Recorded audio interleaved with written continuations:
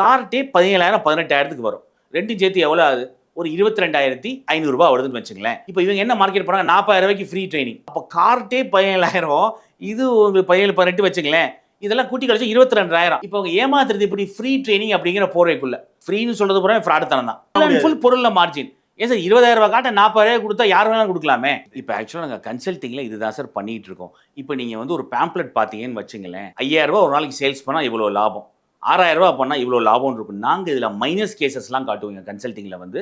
Sir உங்களுக்கு கையை கடிச்சா இவ்வளவு கையை கடிக்கும், உங்களால் இது போட முடியுமா? ஓப்பனாகவே ஃபினான்ஸை பேசுவோம். சார் எனக்கு வந்து நான் ஐடியில் வேலை பார்க்குறேன், ₹1,00,000 சம்பளம் சார், இவ்வளோ இஎம்ஐ கட்டுறேன், குடும்ப செலவு இவ்வளோ இருக்குது, கையில் ஒரு 20, 25,000 தான் மிஞ்சும்பாங்க.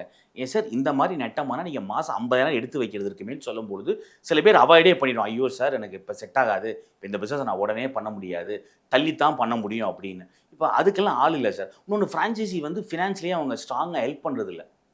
எந்த ஒரு விதத்துலையும் ஒரு பீனல் போடுறது கூட அவங்க ஹெல்ப் பண்ணுறது கிடையாது. ஒரு ஹெல்ப்பும் பண்ணுறது இல்லை. இப்போ கன்சல்டிங் நாங்கள் பண்ணுறது வந்து அதை விட ஒரு 10 மடங்கு பெட்டரான சர்வீஸ் பண்ணிகிட்டு இருக்கோம்.